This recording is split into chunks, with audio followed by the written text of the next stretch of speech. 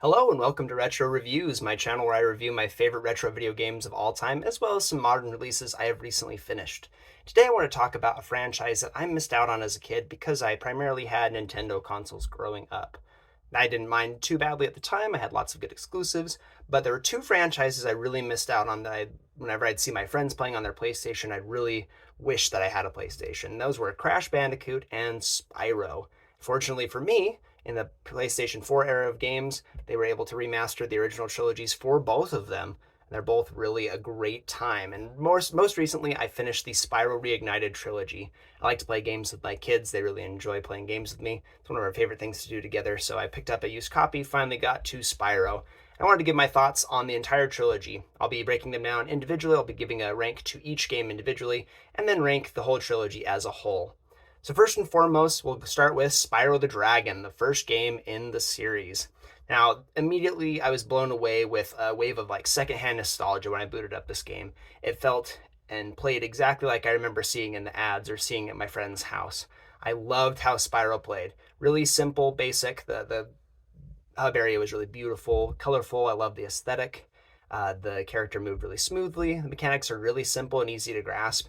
You can dash with holding the square button to headbutt things. You can breathe fire. You can glide. And it's really basic. There are no permanent upgrades to unlock throughout the game. So you have his entire kit right from the start, which is really awesome for completionists. If you miss out on something throughout a level, it's just because you missed out on a secret path or you didn't figure out how to get to a certain collectible in time. So really, you should be able to do everything first try all the way through to the end of the game, which is really nice. The game starts off. You have a really basic premise, which is really funny. It starts off with these dragons talking on television. They're being filmed. They're talking about Nasty Nork, their main enemy, and how he's a non-threat. They're kind of dissing him, making fun of him. He sees on the TV that they're making fun of him, and he calls down like this magic strike on them that turns them all to stone except for Spyro. So Spyro has to set out on a mission to free all the elder dragons from their stone prisons and to recapture all of the stolen dragon eggs. So it's a really basic premise. It's pretty funny. You start off in one hub world and you can explore various subworlds within each area. So you have these little pillars, little magical portals. You go into them and you have your own contained level there. It's a really nice way to segment everything. You have explorable area in the hub world. You can get collectibles like the gems that are prevalent throughout the entire game. Gems can come from little pots. They can come from just sitting on the ground. They come from enemies after you kill them for the very first time. That's the typical collectible. There are also dragon eggs to complete in every level. Dragon eggs to get back from thieves that are really super fast. So you have to be charging at them. You have to run them down and platform while you do it. They're a kind of fun little mini game to complete. There's also a bonus level in every world that has some kind of mini game that's also a really good time. And then, of course, you have unfreezing the dragons, like I mentioned previously. You have to walk up to the dragon statues and you're able to break them open, and the dragon is back. And after you've completed enough levels and gotten enough dragons freed, you're able to fight the boss of the area. So that's the basic structure of Spyro. It's really simple and it works really well. So each level has a certain amount of gems, dragon eggs, and dragons to free. Once you've finished any of those subcategories, it will pop up on the screen telling you that you have completed the whole category. Also, if you press the middle button, the touchpad, you're able to bring up the overall completion for that level. So you always know exactly where you're at. That gives you a little notification every time you fulfill one of the sub-objectives. So if you get all the gems, it'll tell you. If you unlock all the dragons, it'll tell you that. And same thing with the eggs. And then once you're done with all three, it will tell you you have 100% completed the level, which is really nice. Again, for completionists like me and others that want to collect everything in the area, it's a nice little indication that you've done your job. So once you beat everything that you want to beat in the subworld, or in the hub world, excuse me, you can go and fight the boss of each area. Now, these are actually really fun as well. They designed these really well because they're not just a boss in an arena. They're actually designed around a level. So you have to complete certain parts of the level to get to the boss. Usually you attack it one time and it goes further on into the level and you keep going. You repeat that process over and over until you get to the final spot where you corner them, hit them down, and you beat the level. I think it's a really great structure. It makes the boss fights less stagnant or boring. It makes them really dynamic and interesting. So I really like how they did the bosses here. Once you completed a world, you can move on to another world. You go and you do this over and over until you've beaten all the worlds, and you can fight Nasty Nork at the very end. There are also little secrets and sub-objectives. There's a little menu of extra achievements that you can do. And if you can find little extra things, like you have to glide to a certain spot and find a hidden tree stump and break it to unlock an objective. If you do all of those little secret objectives, then you unlock an art gallery, which is really cool. There are 2 art galleries you can unlock that give you the design that they had for each individual character. It's just a nice little bonus for completionists and people that go the extra mile. They're not too difficult to unlock. They're easy if you have a guide, especially, but it's fun to really just poke around each hub world and figure out where all the secrets are. So once you finish the main game, if you've completed every single thing, you've gotten all the gems, freed all the dragons, got all the dragon eggs, you're rewarded with a bonus level that's just a gem bonanza. You get, I think, an extra 2,000 gems. And it's really fun. It's just a great extra bonus for people that go the extra mile. And it shows up on your completion screen. On the main screen, it'll tell you 120%, showing that you have fully completed Spyro the Dragon. This game is fantastic. It's a great platformer. It's really simple, but it's simple in a really good way. Because it's so simple, it's easy to pick up, it's easy to grasp, it's easy to get going. It's a testament to how great the level design is. Since the mechanics are so basic, the levels have to be good, and they are. They're all really fun. The bosses are fantastic. I really enjoyed playing through Spyro the Dragon. It was a great game, and I give it a gold ranking. So next, let's talk about Spyro 2 Ripto's Rage. Now, going into this one, I expected a few things. I expected some permanent upgrades that you could unlock along the way.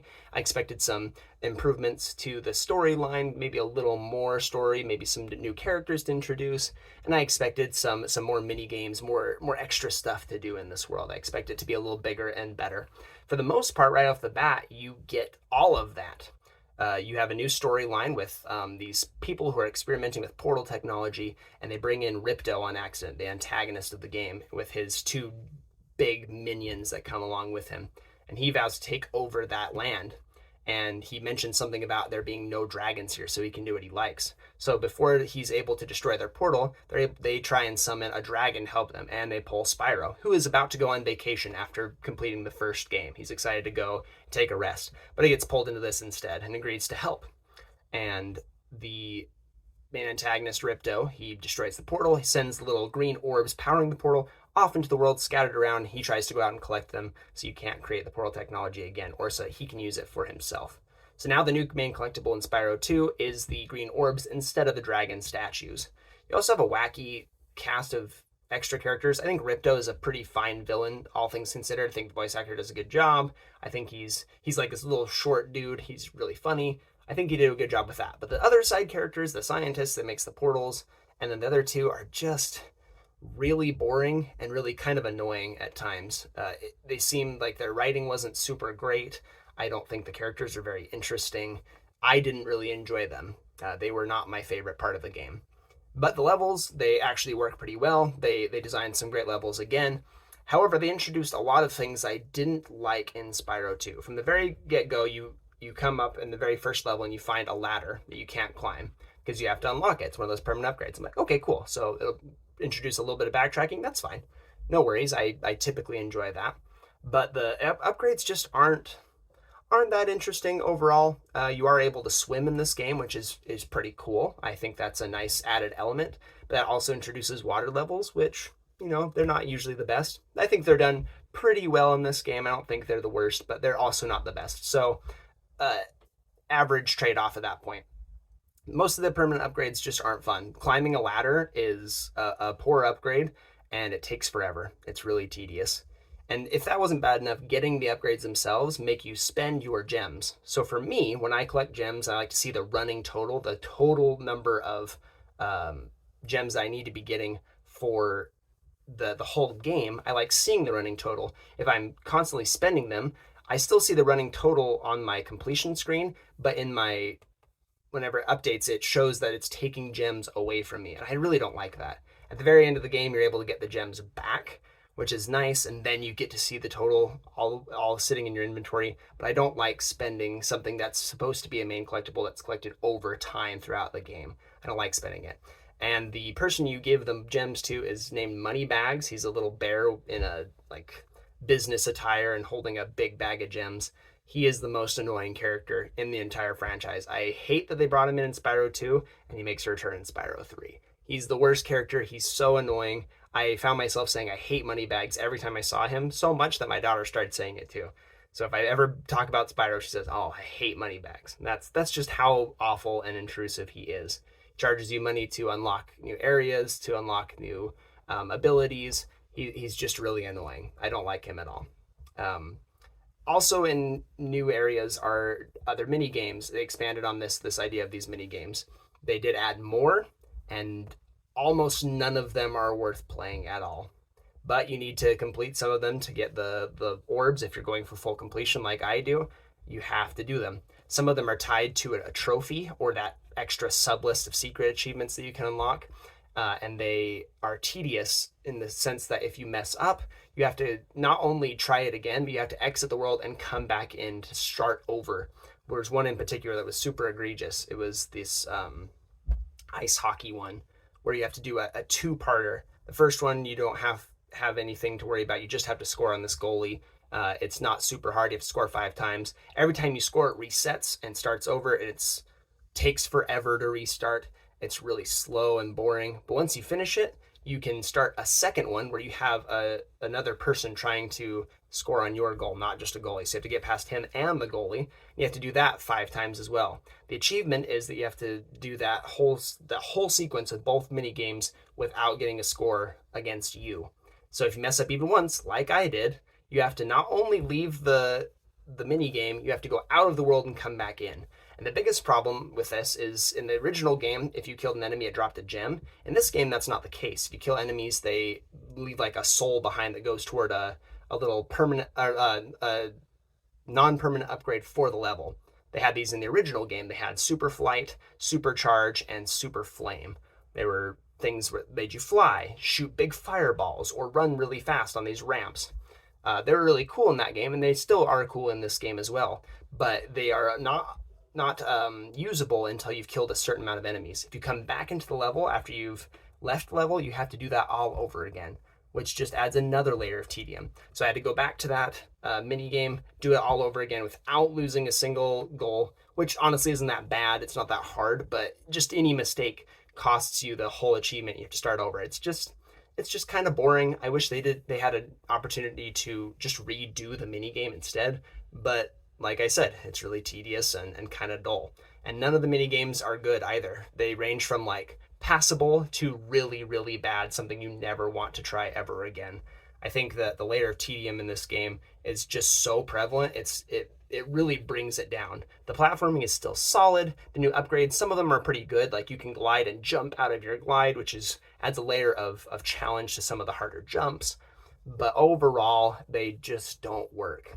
The last thing that's really disappointing is the boss fights. They are quite a slog. You have 3 main boss fights. You have the 2 minions and then Ripto himself.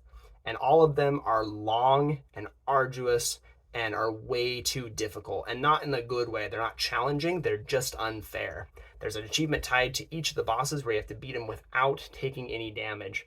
And they're lazily designed. The second boss in particular has tracking on its shots, shoots long-range projectiles at you, and it's really hard to dodge them. You have to bait out the shots every single time. You have to be perfect for something like 9 hits against them, and you can't just run up and breathe fire on them or headbutt them. You have to wait for something to drop from a bird flying or something, get a power up to shoot at them.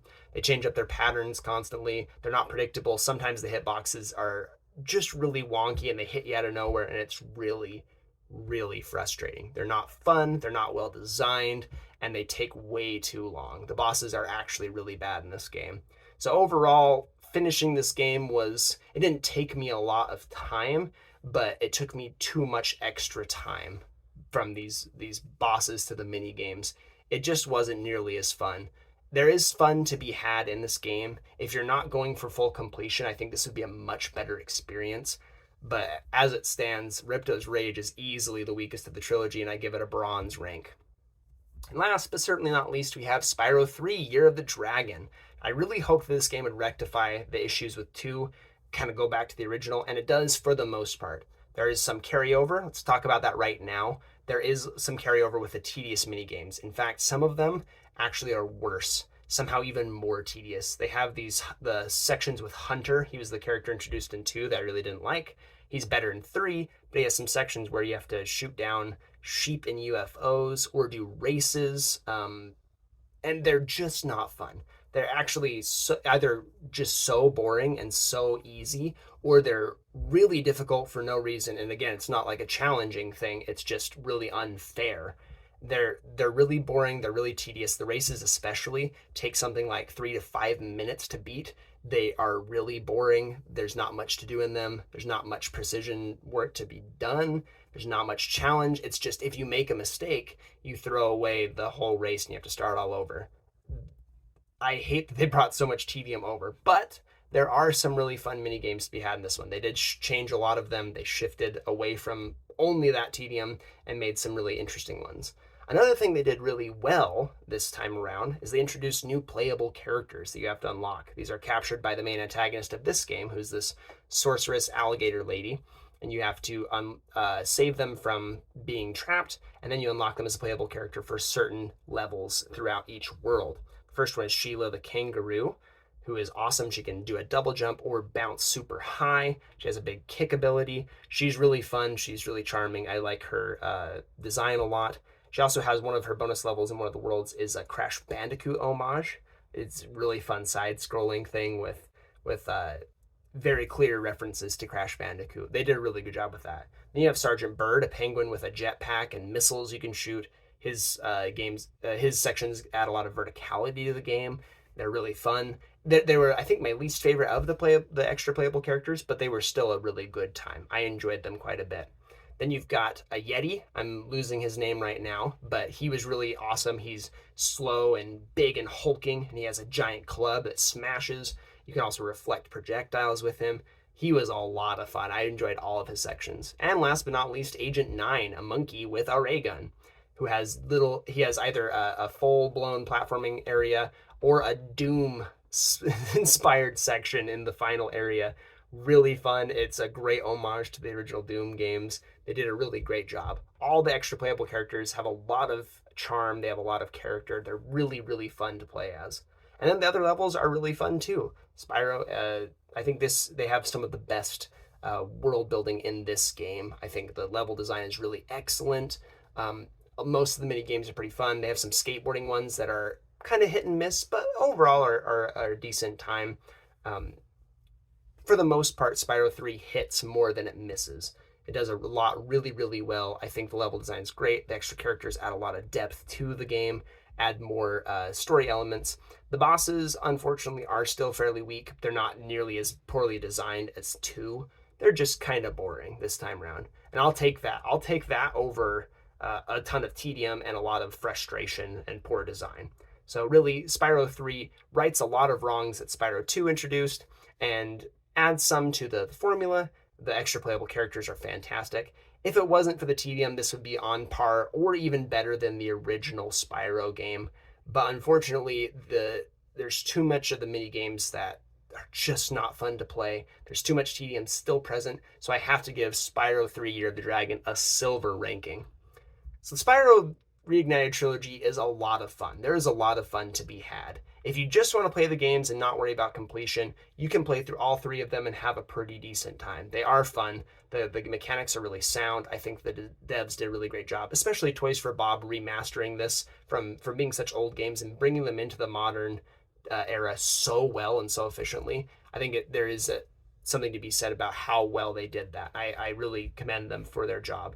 Spyro 2 is honestly one I would skip myself if I had to play it again, mostly because I just don't want to do all the extra stuff. So if you're not a completionist, you want to play through the whole trilogy, go for it. There's a lot of fun to be had. Otherwise, if you are going for completion, just be ready for some tedium with Spyro 2. I give the Spyro Reignited Trilogy a silver ranking. I recommend you go out and buy it if you like platformers, if you like games that you can play with your kids. It is an excellent choice. Thank you so much, and I'll see you on the next one.